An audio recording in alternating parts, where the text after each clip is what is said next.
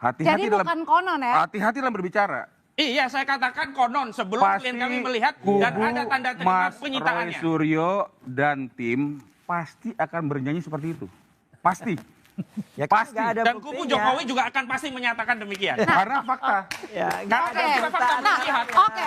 Kalau gitu butuh. Saya Belum ada sendiri berita acara melihat penyitaannya, mana? berita acara sitanya. Ya, Dan saya mana, belum ya. pernah melihat berita Pasti acara sitanya. karena bukan dipanggil, belum pernah dipanggil. Nah, karena itu kami konfirmasi nanti Jadi melalui panggilan. Kita jangan lihat. gini loh. Kita ini kalau mau berdiskusi jangan konyol.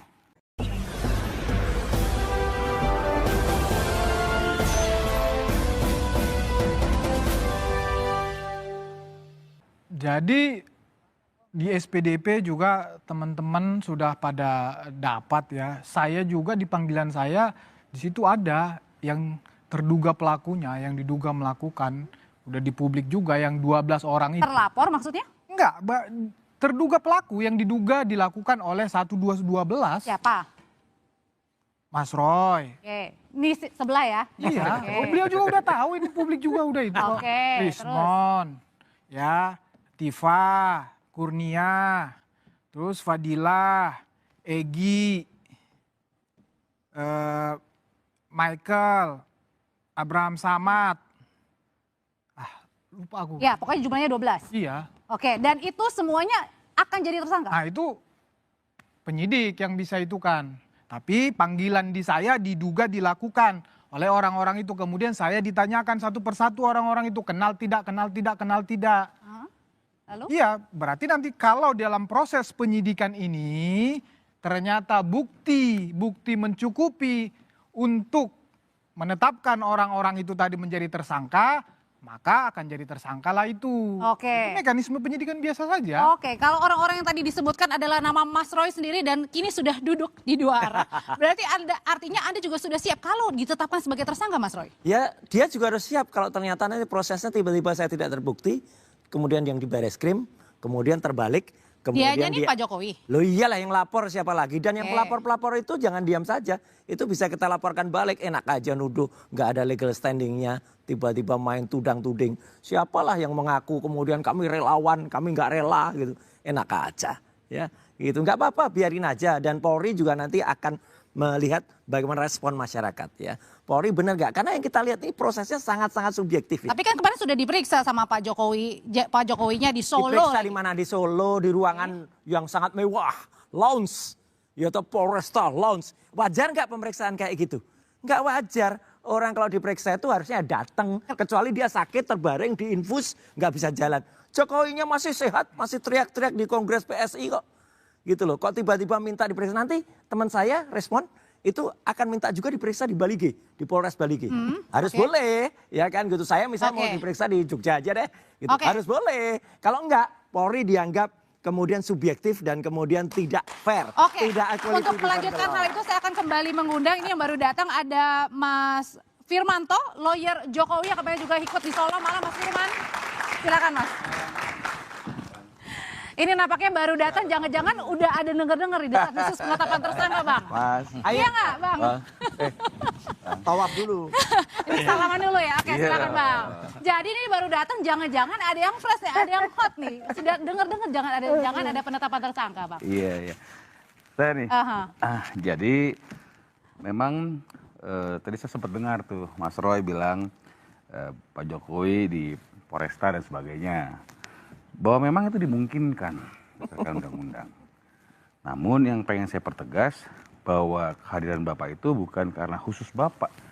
Malah karena kami mendengar di hari Senin itu ada penyidikan, ada proses yang dilakukan, maka kita mengikuti jadwal dari penyidik.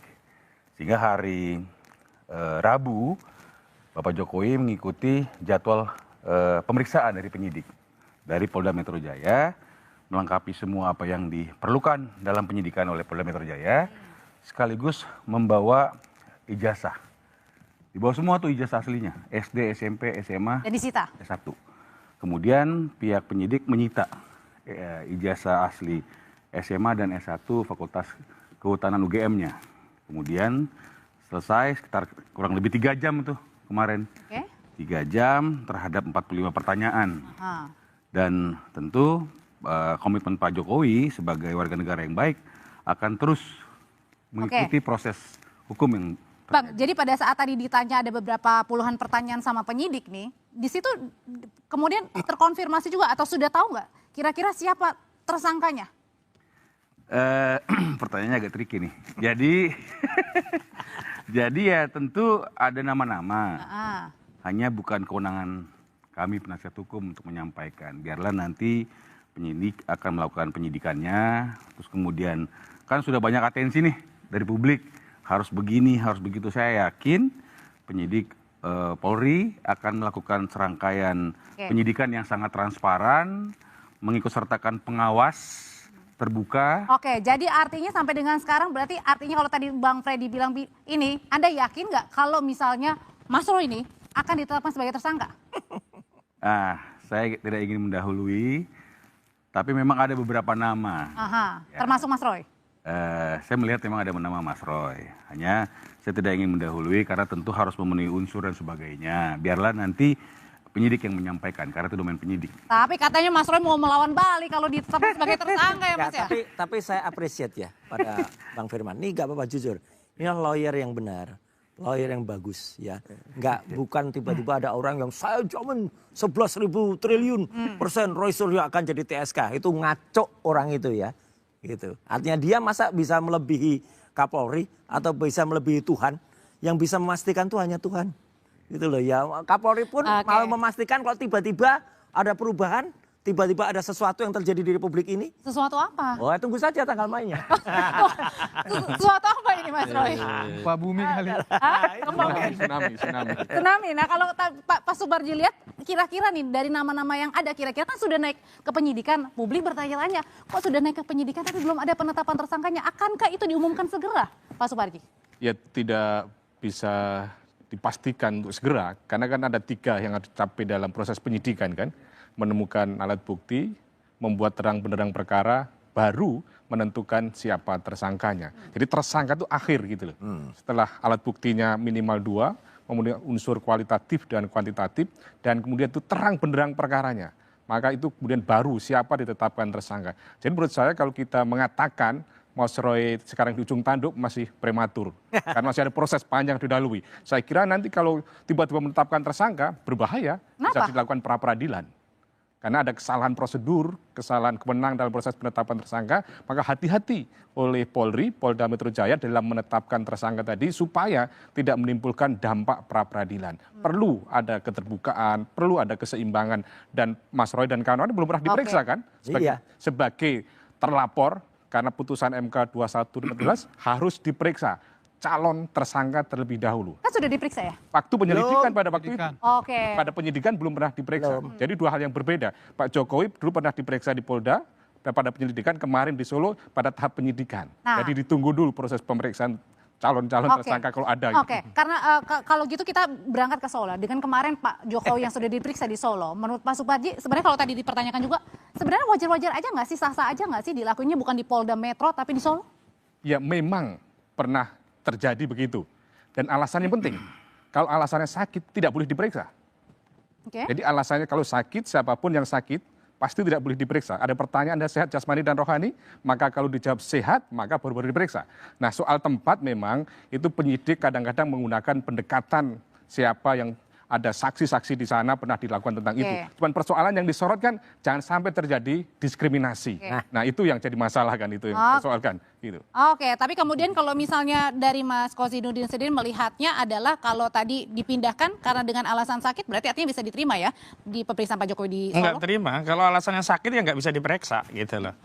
Jadi yang menjadi soal itu tadi kalau kembali soalannya adalah transparansi, maka yang pertama harus dilakukan adalah menindaklanjuti permohonan kami untuk melakukan gelar perkara khusus agar menjadi terang benderang bagi kami penyelidikan itu apa dasarnya kok ditingkatkan ke penyidikan. Yang kedua betul tadi prematur sekali, hari ini publik jangan diajak berpikir ala penyidik atau ala jaksa. Ala penyidik duga-duga, sangka-sangka, ala jaksa asal tuntut. Hari ini ayolah kita berpikir sebagai hakim. Yang pertama kita harus mempertimbangkan fakta, yang kedua baru kita memberikan pendapat. Soalan yang hari ini kita lihat itu kan hari ini baru hal-hal yang berkaitan berkaitan dengan saudara Joko Widodo.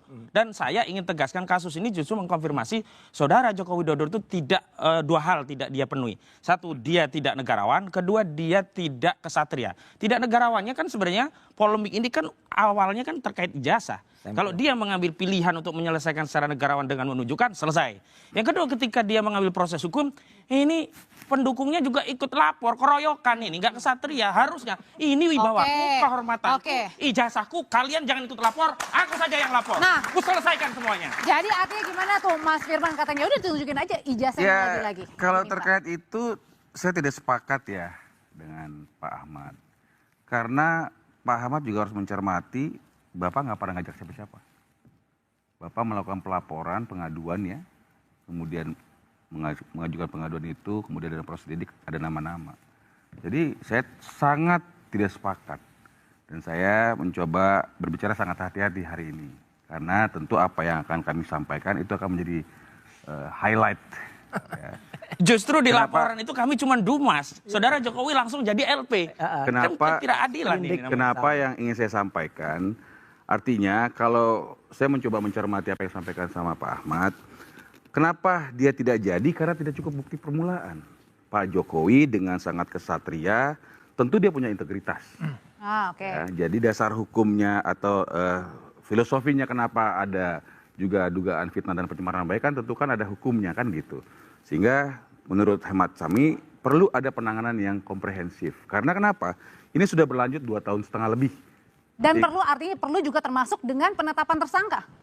Itu udah otomatis bukan karena Pak Jokowi tetapi karena mereka melanggar.